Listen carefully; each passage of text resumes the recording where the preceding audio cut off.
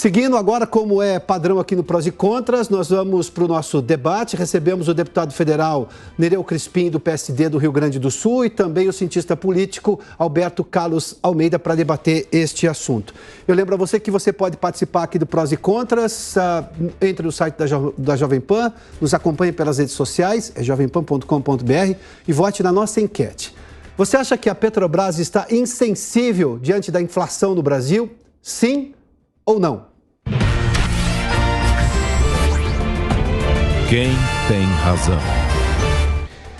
Senhores, antes de tudo, muitíssimo obrigado pela gentileza aí de aguardar o início do debate. Normalmente é logo às 3 horas da tarde, mas nós também conseguimos conversar com o presidente da Câmara, que trouxe justamente o esclarecimento de qual será a posição do Congresso, que é bom dizer, fez um esforço gigantesco que começou na Câmara, foi para o Senado, voltou para a Câmara, em votação recorde de tempo, inclusive, para conseguir fazer a redução do ICMS cobrado pelos estados, tornando os combustíveis itens essenciais, portanto, com tabela de ICMS até 17%. Deputado Nereu Crispim, boa tarde, seja bem-vindo. Boa tarde, senhor Carlos Alberto, né? Alberto Carlos Almeida. Colega aí do programa, de debate. E uma boa tarde a todos. Professor Alberto Carlos Almeida, seja bem-vindo também. Boa tarde ao senhor.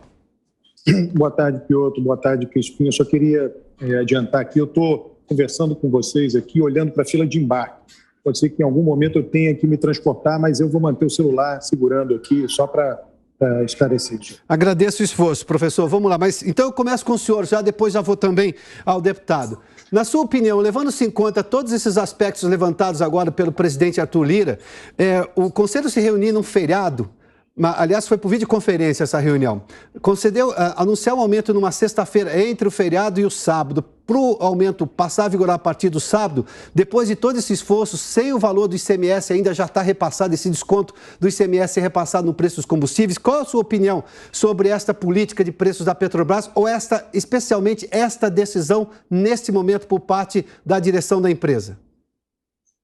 Isso, Piotr, já estava anunciado, enfim, todas as mídias, quer dizer, fazem 100 dias, 99 dias que não há nenhum aumento da gasolina, né? Então a Petrobras estava represando o aumento do combustível, né? Uma defasagem de 20%, eu creio até que esse aumento é ruim ser um feriado, tem um aspecto simbólico, né? Mas não tem surpresa nenhuma nisso, tá? Estava anunciado que a Petrobras estava artificialmente represando o aumento, né? Um aumento da ordem de 20%, inclusive o da gasolina. Tanto da gasolina quanto do diesel foi mais baixo do que o que vem sendo represado, tá? Ou seja, ainda há defasagem. E se foi no feriado, quer dizer, aumento sempre é ruim, né, Piotr? A gente vai reclamar se foi no feriado, se foi na sexta-feira vai dizer foi antes do fim de semana, se foi na segunda vai dizer começou mal a semana, foi na segunda, aumento é sempre ruim.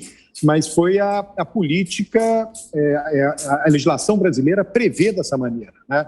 Prevê que a Petrobras, eu vi que na entrevista falou muito do presidente da Petrobras, do missionário, né? Nós temos problema de sucessão na Petrobras. O anterior indicado, né, não foi o termo amplamente utilizado na mídia, mas foi basicamente isso que disse, olha, ele foi indicado um presidente que na verdade era um lobista, né? Então a indicação dele foi abortada antes que fosse avaliada pelo Conselho, né? Então, tudo isso é muito, muito sensível, quer dizer, existem regras de compliance, né? É uma empresa gigante, a maior empresa do país, né? E o que eu acho que é mais importante, né? Durante o governo Temer foi votada uma lei que regulou como a Petrobras deveria se comportar, e ela está se comportando de acordo com a lei, né? Ela está comportando conforme a lei, né? Por exemplo, né, as pessoas estão dizendo que a Petrobras está sendo insensível em relação à inflação, né? A lei não diz nada, não tem uma meta, né? É diferente do Banco Central. O Banco Central tem autonomia, ele tem uma meta de inflação, né? A Petrobras, a lei não diz que a Petrobras deva ter uma meta de preços e que ela deve perseguir a meta de preços. Então não tem nada demais no que a Petrobras está fazendo de acordo com a lei brasileira. Mas, professor, né? Só me permita colocar, o próprio presidente Arthur Lira disse que na lei das estatais ela seria obrigada a ser transparente na formação do preço dela. Ela não tem feito isso. E é também uma lei, a lei das estatais rege a Petrobras. e ela não fala sobre como ela forma o preço, até porque houve uma denúncia recente de que ela incutiria, mesmo no diesel que ela refina aqui, nos combustíveis que ela refina no Brasil e no petróleo que ela prospecta aqui, ela colocava o preço médio do que ela tinha lá atrás. Preço médio não, o preço que ela tem internacional, inclusive com riscos de seguro, por exemplo, de frete internacional, o que não caberia do ponto de vista para coisas produzidas aqui. Eu não tenho também por parte da Petrobras um comportamento de não ser transparente? O Piotr, quer dizer, tudo isso está aparecendo agora, você vai ter sempre um argumento contra e a favor, né? Você tem vários economistas que mostram, tem site da FGV, do IBRE, mostrando a total transparência na composição de preço. Eu não queria entrar nessa discussão, porque ela vai ser eterna. Um vai dizer que é transparente, outro vai dizer que não é, né? A questão é que isso está aparecendo no ano eleitoral. O que a Petrobras vem fazendo, ela vem fazendo desde o governo Temer. Agora nós estamos no ano da eleição presidencial, quer dizer que os políticos só descobriram no ano da eleição presidencial que não há transparência? Eles não sabiam nos anos anteriores? Né? De novo, a minha visão é que há transparência, tá? Mas toda essa celeuma tem a ver com o ano eleitoral, né? Isso aconteceu em 2002. Serra era o candidato apoiado por Fernando Henrique. Eu escrevi um livro sobre a eleição de 2002. O título do livro é Por que Lula? Né? Por que Lula em que sentido? Por que o eleitorado elegeu Lula? Tá? E isso está devidamente documentado no trabalho que eu escrevi. Serra se queixou durante toda a campanha eleitoral de 2002 dos aumentos do preço do gás de botijão de combustível. Mas essa era a política adotada. Então é curioso, né? Porque o legislador brasileiro decide adotar uma política e ele próprio se revolta contra a política que ele decidiu adotar, né? Mas se revolta convenientemente no ano da eleição, não se revolta antes do ano da eleição.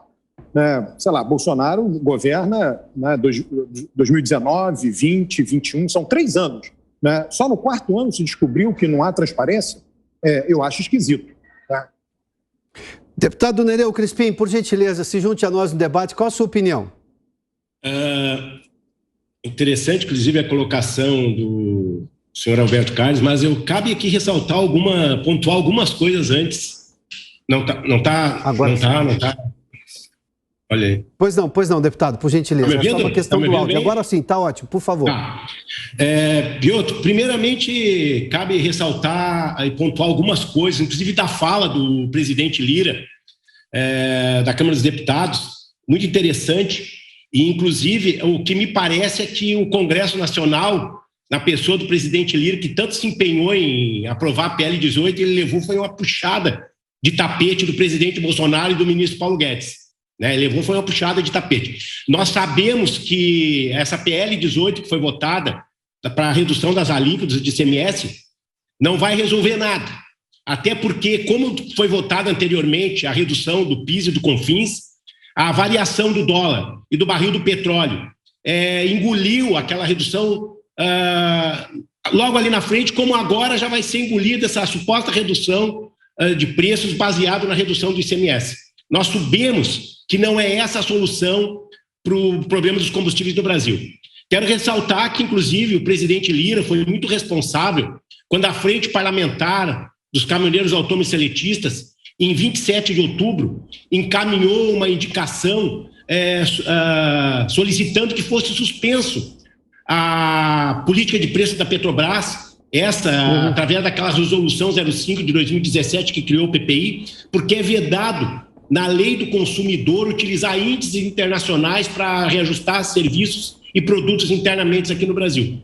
Dia 16/5 agora, anterior, também solicitamos a ele uma indicação ao presidente da República que fosse suspenso o PPI, essa resolução, até porque ela não é uma lei, ela é uma resolução.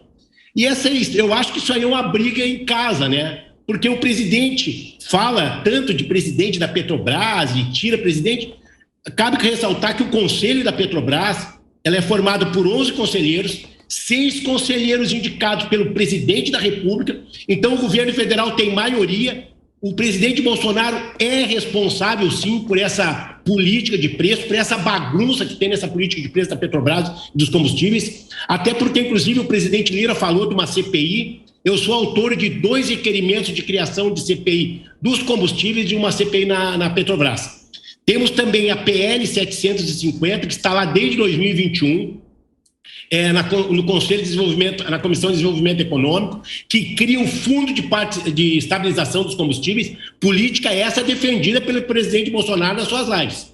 né? E nós não conseguimos fazer com que avance esse projeto. Inclusive, a semana passada, entreguei ao presidente Pacheco uma solicitação de criar uma comissão mista das duas casas para analisar essa PL 750 e as duas indicações, inclusive, feitas ao presidente Lira, que assinou e enviou ao presidente da República. Né? Inclusive, há 2 horas atrás, encaminhamos também ao presidente Lira e ao presidente Pacheco uma solicitação de urgência para que na próxima semana, na reunião de líderes, seja colocada em votação a PL 750 para criar o Fundo de Estabilização e suspender o famigerado PPI, que na realidade, inclusive, era defendido antes das eleições, a suspensão pelo presidente Bolsonaro. Então, o Alberto Carlos aí, inclusive, falou exatamente, só descobriram agora que não tem transparência. A Petrobras tem transparência nos seus preços, eu solicitei por várias vezes, através da Frente Parlamentar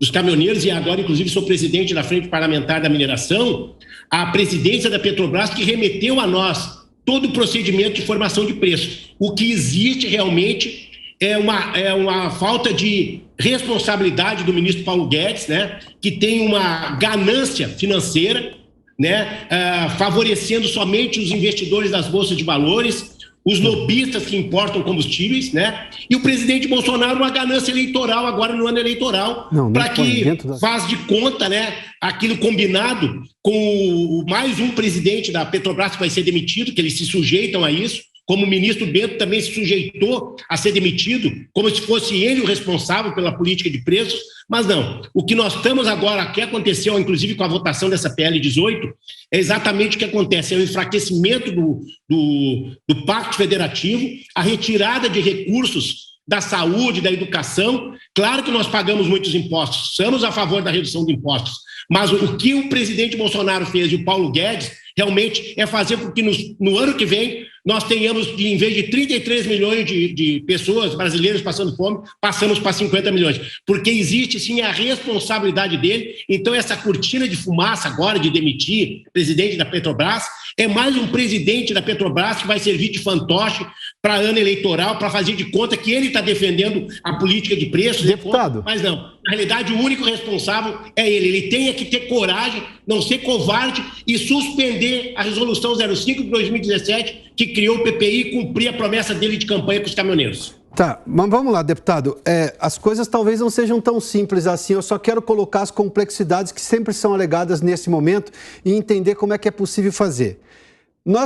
O PPI, por exemplo, e essa nova política interna dentro da Petrobras, essas coisas só foram instituídas porque lá atrás a Petrobras foi, na verdade, personagem de caderno policial dos jornais. Coisa que ela nunca tinha feito parte antes, diga-se de passagem. Havia interferência para controlar preços ao extremo, o que fez com que a empresa se descapitalizasse. É bom entender esse lado também.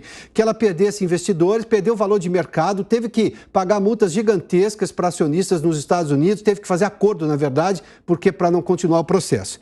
Óbvio que tudo indica que o formato que em 2017 foi bom para a empresa, e é inegável que tenha sido bom, nesse momento parece que já passou do limite. A minha pergunta é, como é que se faz uma transição de um modelo que, sim, livrou a empresa de uma interferência política muito ruim a ela, só que hoje parece que a própria empresa também faz política internamente. Porque se o governo troca os presidentes da Petrobras e eles vão lá e fazem exatamente a mesma coisa, porque uma vez que eles estão no cargo, eles podem não sair, como é o caso desse atual presidente. Como é que se mexe numa situação como essa, sem dar a ideia de que está se voltando ao modelo anterior de interferência pesada do Planalto na posição de uma empresa que tem ações negociadas em bolsa? Bom, primeiramente nós temos que entender qual é a finalidade social de uma empresa pública.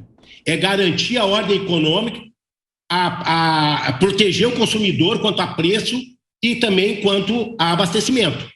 Então, ela sendo uma empresa pública, primeiro ela tem que atender o povo brasileiro e depois se preocupar com o investidor internacional e também se preocupar com o lobista de importação de combustíveis.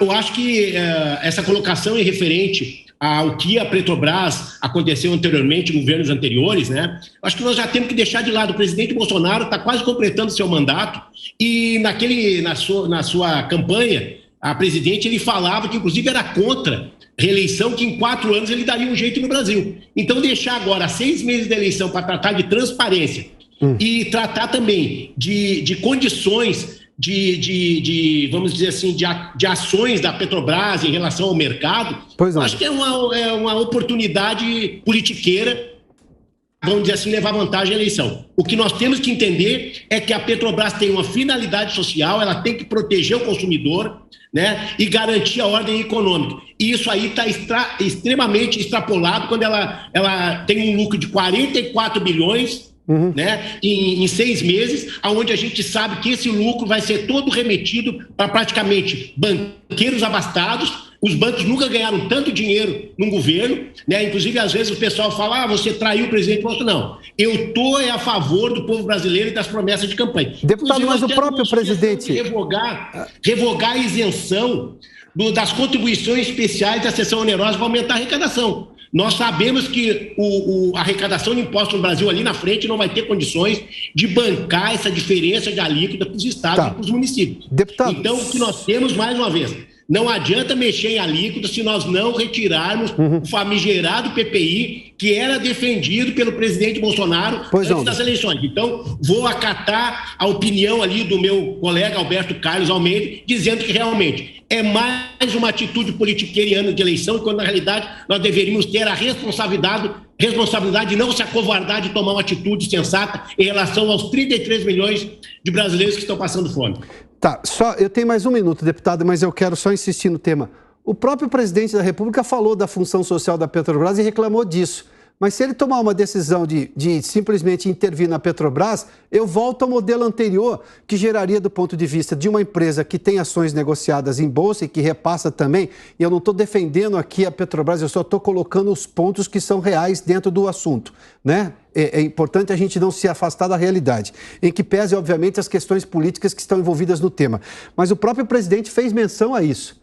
E ele diz, eu não posso intervir porque eu tenho hoje, dentro da lógica, a Petrobras tem, digamos, uma legislação própria em relação a isso, que o governo, embora seja acionista, embora tenha lá conselheiros, os conselheiros também respondem a questões legais se tomarem decisões que, digamos, o mercado veja de outra forma. Então, por gentileza, eu tenho só mais 1 minuto. O próprio presidente também fez menção à questão social da Petrobras. O quanto que ela é relevante e que ela pode se sobrepor a interesses de mercado? Já que o senhor preside a Comissão de Mineração, o quanto que isso, de fato, é realmente importante e que pode se sobrepor às questões de mercado? Bom, Piotr, o presidente Bolsonaro tem a maioria na Câmara dos Deputados. Então, não é a Câmara dos Deputados que é problema para o presidente resolver o problema da política de preço da Petrobras e, inclusive, resolver sem cometer nenhuma infração jurídica ou infração constitucional que venha causar algum problema para o seu mandato. Ele tem, mais uma vez, como disse, como passou agora essa PL 18 que reduziu as alíquotas, ele sim pode mandar qualquer projeto para a Câmara dos Deputados. Está aí o presidente Lino, inclusive, também revoltado, que na realidade, para mim, parece que ele levou uma puxada de tapete, né? Foi combinado uma coisa e fizeram outra lá. Então, o que acontece? O presidente não vai cometer nenhuma irresponsabilidade porque ele tem maioria na Câmara. Eu mesmo sou um dos deputados que o critico, mas em mais de 97% das minhas votações eu voto com o executivo, voto com o presidente, inclusive sou um dos que mais vota a pautas econômicas. Mas nós não podemos tirar a responsabilidade do presidente, tirar a responsabilidade do ministro Paulo Guedes, que está tratando a política de preço da Petrobras como um instrumento eleitoreiro e de causar pobreza no Brasil e criar um problema com os governadores e os municípios. Estão todos desesperados, sabendo que eles não vão cumprir as suas metas fiscais no ano que vem. Deputado Nereu Crispim, obrigado pela gentileza da participação aqui. O Nereu Crispim é do PSD do Rio Grande do Sul. O professor Alberto Carlos Almeida, como ele tinha anunciado, inclusive, aqui no ar, ele foi chamado para o voo. O debate iria acontecer entre 3 e 3h30, mas tivemos também entrevista com o presidente da Câmara, daí o professor teve que se ausentar. Bom, muito obrigado então, Alberto Carlos Almeida, e também ao deputado Nereu Crispim.